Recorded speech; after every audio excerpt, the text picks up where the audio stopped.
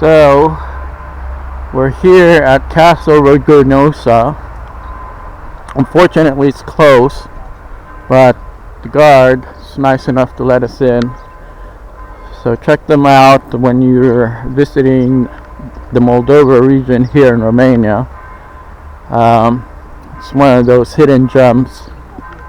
You know, this country that has so many things to do and visit, but unfortunately there's not a lot of exposure that they've been given, and hopefully that will all change, because there's really a lot of fascinating things to do here and experience. You know, it's like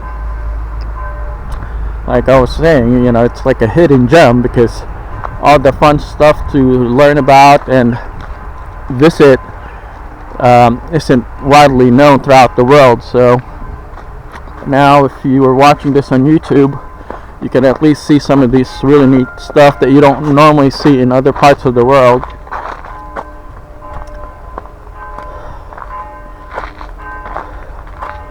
Look at that. So I have all this stone carving.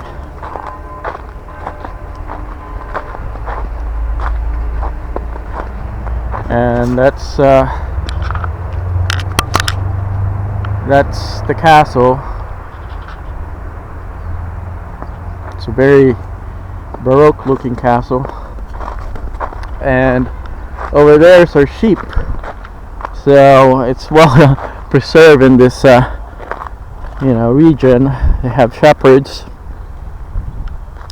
within the confines of this castle, and it's a fortified castle, just like similar to other castles throughout Europe.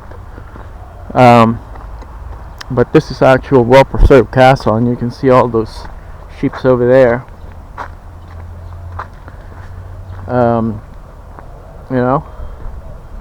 It's a ram and everything. Pretty cool. So, like I was saying, not a whole lot of people around the world knows about this, part of Romania,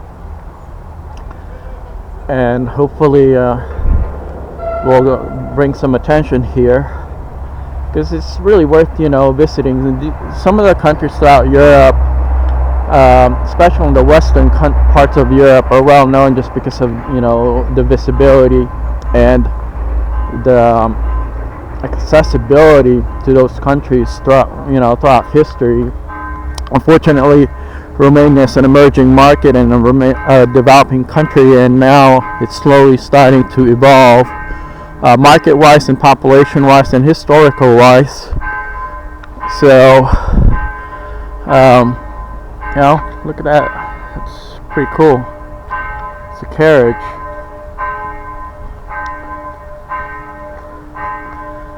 So these are well-preserved historical carriages.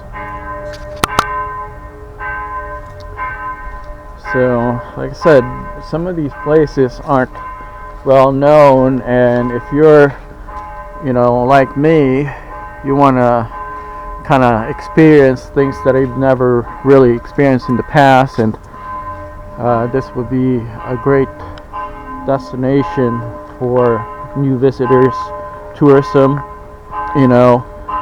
It's relatively costly. I mean, it won't break the bank if you were to come here. The country is a great place to enjoy medieval times and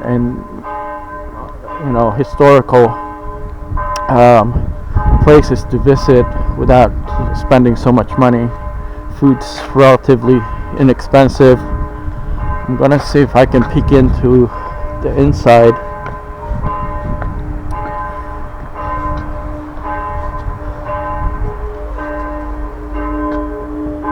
But it's pretty cool. There's a church over there. Orthodox church is connected within the compound.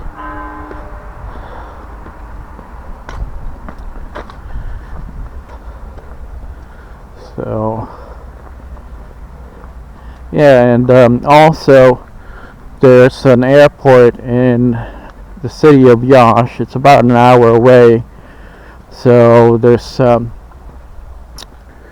rental cars from the airport that you can rent and drive around this Moldova region. And this is the back section. Yeah, it's got that very traditional feel to it. That, you know, coming here feels as if everything's been well preserved in time, which, you know, unfortunately majority of the countries throughout the world won't be that in that kind of state much longer. Just about every countries are evolving. Oh, look at this. I guess this is another section where maybe that's where they keep the wines.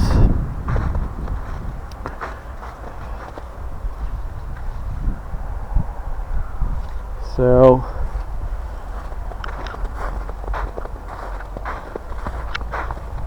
we'll walk a little bit more and get to the Biserica over there. It looks similar to the Ateneo in Bucharest.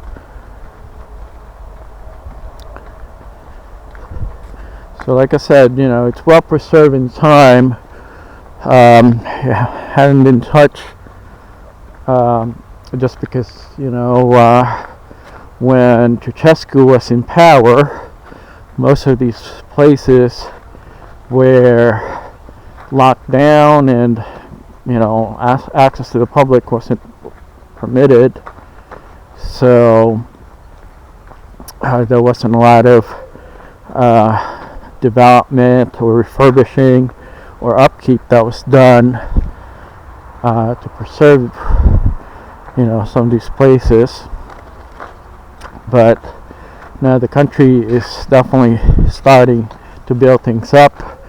You know, they just refurbish that castle, Palace of Culture in Yash. And Marmantordomi Nitorul Alexandrium Kusa.